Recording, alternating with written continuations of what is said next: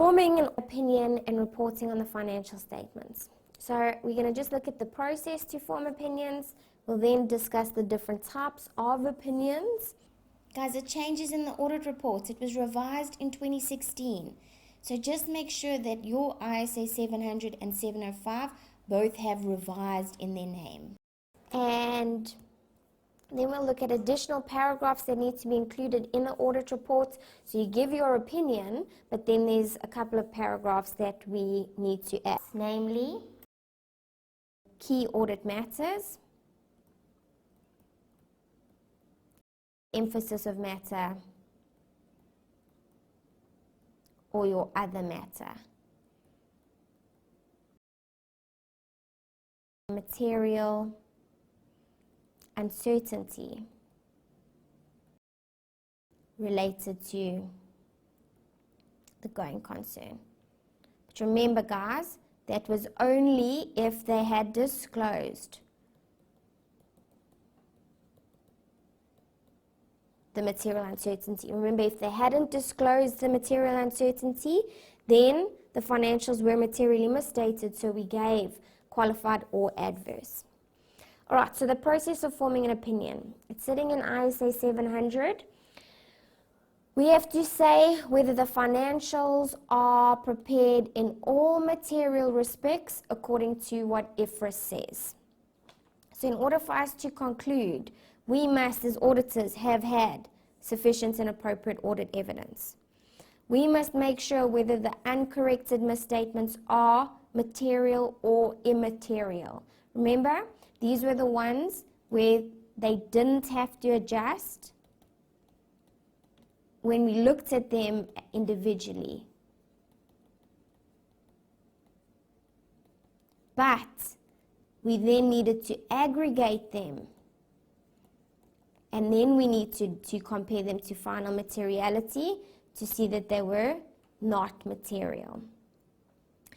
The financials must be prepared according to IFRS, accounting policies must be adequate and consistent, estimates must be reasonable. So I must be comfortable that the financials are free from material misstatements. That's ultimately what we're looking for.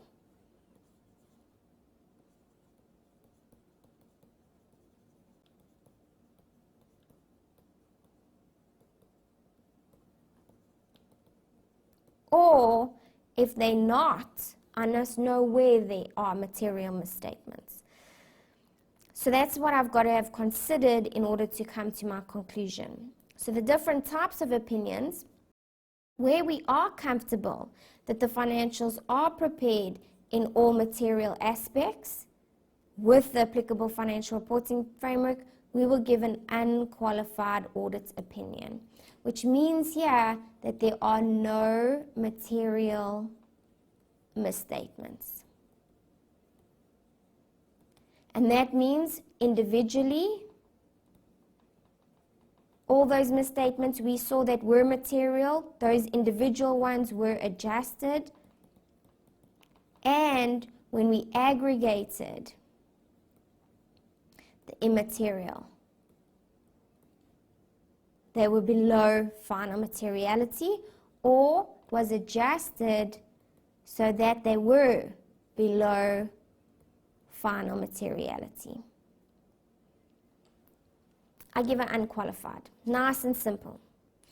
If, however, they are not free from material misstatements, so this means we have identified material misstatements, and management have not adjusted them.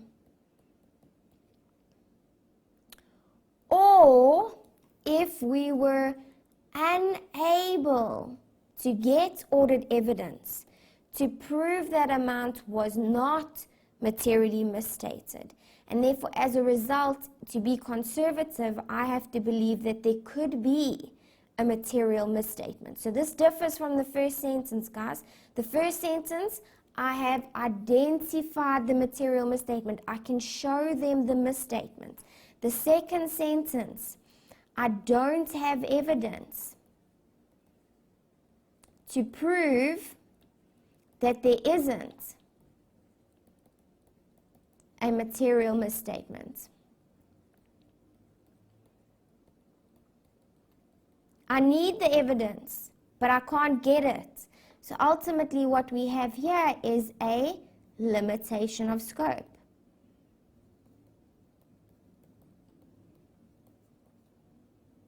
I couldn't get the evidence, and therefore I can't say that it's free from material misstatement. It may be free from material misstatements, but I can't put my name on a report saying that it is without the evidence to back it. And under each of these situations, because I can't be comfortable that they are free from material misstatements, I'm going to have to modify the audit opinion. I can't give it unqualified. I have to change that to one of 3 modification opinions. Note here, guys, there are 3 different types of modification opinions. Therefore, you always have to explain which modified opinion. You can't say modify the audit opinion or give a modified opinion because there's 3 different types. I have to be specific with which type. So, how do I choose which type? First of all, let's look at that first consideration where we said we have identified a material misstatement. If we identify that there's a material misstatement, that is not pervasive, I will give a qualified opinion. Remember, not pervasive. Pervasive means that it affects lots of balances and transactions. So ultimately, I'm saying, I've done the audit. The material misstatement lies with PPE. It's only really PPE that's affected, so it's not pervasive. It's not a case where I'm saying, I've done the audit and PPE is misstated, debtors are misstated, bank is materially misstated, repairs and maintenance are materially misstated. There's lots of material misstatements, so the financials are pervasively misstated. So I'm saying it's limited. It's not pervasive. There's limited material misstatement. I will give a qualified opinion.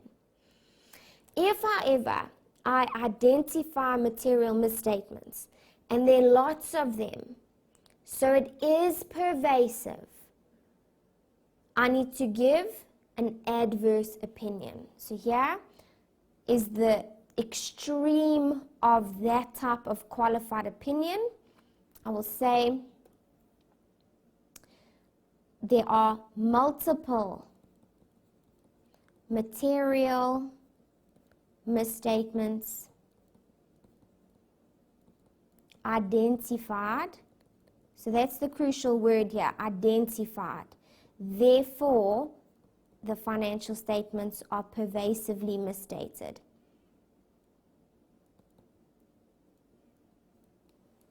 It's not limited to one item, multiple material misstatements. I give an adverse. Now we've got to look at the other situation where we're saying where we were unable to obtain the evidence. Therefore, there could be a material misstatement.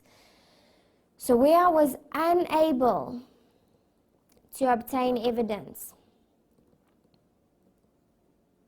limited to a balance or transaction,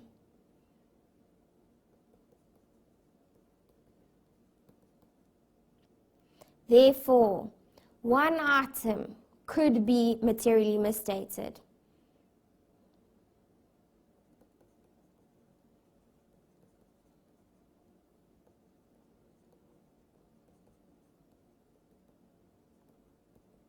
I give a qualified, but note here, it's not pervasive. So again, what I'm saying is there's limited items for which I couldn't get evidence for, and therefore only limited items could be materially misstated. So once again, I'm showing that not everything could be materially misstated. It's only this specific item. And so ultimately, what we sometimes refer to a qualified opinion is except for opinion. Because what we're saying is, except for this specific misstatement that identified, everything else is fine. Or, except for this balance where I was unable to get evidence for, everything else is fine. But then again, on the extreme of this, where I was unable to get evidence for lots of items, so therefore there could be pervasive material misstatements, I will disclaim my opinion.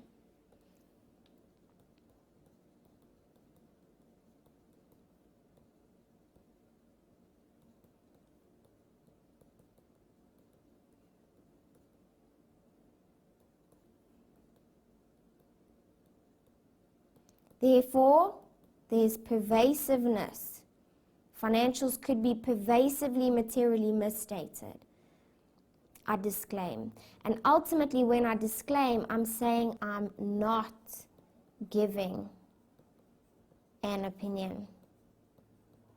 Because my limitation of scope was so significant, I couldn't get evidence to back any kind of opinion. So, a disclaimer, there would be a limitation of scope.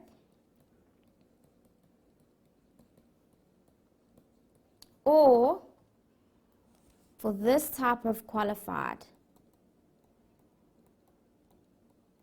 or this justification for going with the qualified, there would be a limitation of scope.